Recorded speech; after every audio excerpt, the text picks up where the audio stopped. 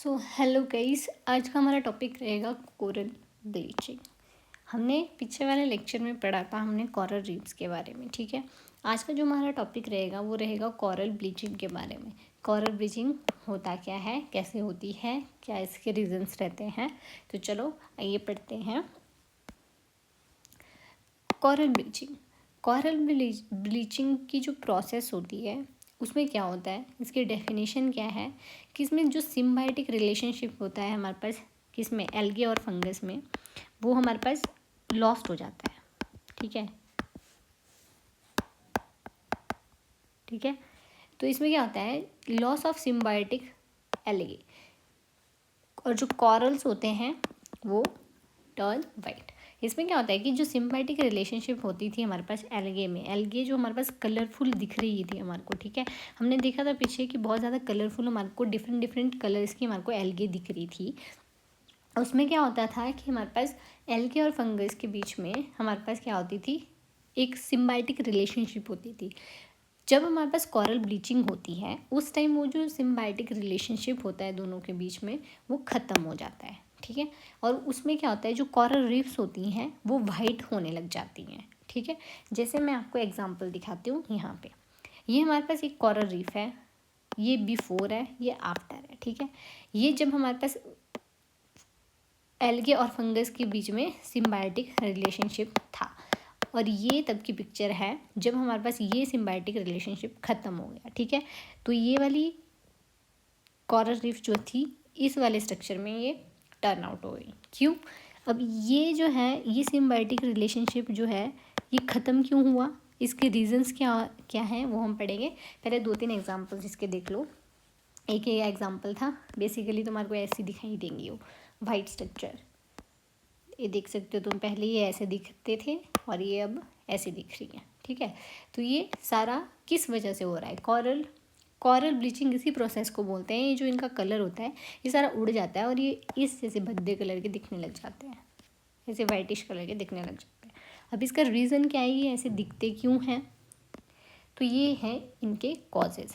एक तो global warming की वजह से, ग्लोबल वार्मिंग की वजह से हमें पता है बहुत ज़्यादा पॉल्यूशन होता है, और हमने पहले ही देखा कि ये सारी जो हमारे को कोरल रीफ्स होती थी ये बहुत ही क्लीन एनवायरनमेंट में हमारे को देखने के लिए मिलती है। ठीक है, हमारे पास इसलिए जब हमारे पास ओशियन ग्लोबल वार्मिंग, जब हमारे पास ग्लोबल वार्मिंग होती है तब जो हमारे पास ओशियन का टेम्परेचर होता है वो भी इंक्रीज़ हो जाता है। और हमने देखा था कि ये जो कोरल रीफ होती है एक स्पेसिफिक टेम्परेचर में ही ग्रो कर पाती है। अगर हमारे पास टेम्परेचर बढ़ता है तो भी ये ग्रो नहीं कर पाती। ठीक है, फिर next ocean acidification. Ocean acidification का मतलब होता है कि जो ओशियन में जो है बहुत ज़्यादा टॉक्सिन सब्सटेंस जो है, जैसे इंडस्ट्रियल वेस्ट इन सब के थ्रू जो आ रहे हैं, उसकी वजह से क्या होती है, ओशियन में एसिडिफिकेशन हो जाती है। ठीक है, जिसकी वजह से भी हमारे पास ये कोरल रीफ जो होती है ये टर्न इनटू वाइट हो जाती हैं, मीन्स कोरल ब्लीचिंग हो जाती है। बहुत पॉल्यूशन की वजह से भी ये होता है, और ओवर फिशिंग की वजह से, जैसे हमने बहुत ज़्यादा ओवर फिशिंग कर रहे हैं किसी एरिया में, बार बार हम वहाँ पे जा रहे हैं, बार बार उस इकोसिस्टम को हम डिस्टर्ब कर रहे हैं, तो उसकी वजह से भी यहाँ पे ये देखने को मिलता है। और यूवी रेडिएशंस की वजह से भी हमें ये देखने के लिए मिलता है। ठीक है, अगर हमारे पास कोरल ब्लीचिंग होती है तो उसका इफ़ेक्ट क्या होगा, हमारे पास क्या इफ़ेक्ट है अगर हमारे पास ये जो इतना कलरफुल एनवायरनमेंट था यहाँ का ये ऐसे टर्न हो जा रहा है, तो इसके हार्मफुल इफ़ेक्ट क्या हैं।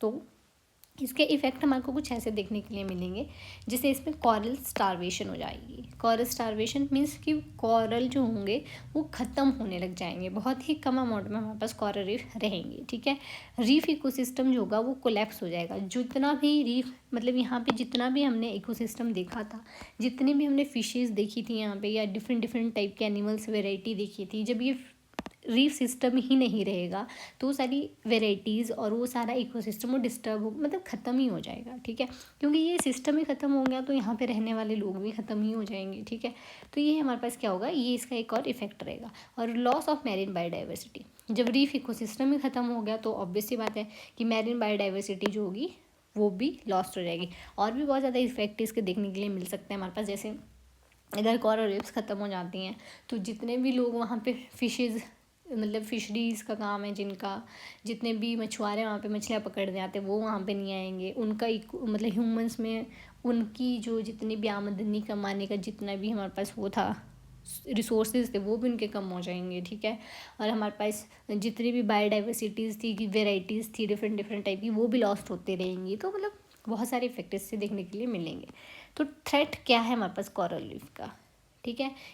किस चीज़ों से, कौन से रीजंस है जिनकी वजह से कोरल रीफ जो है वो ख़त्म हो सकती हैं।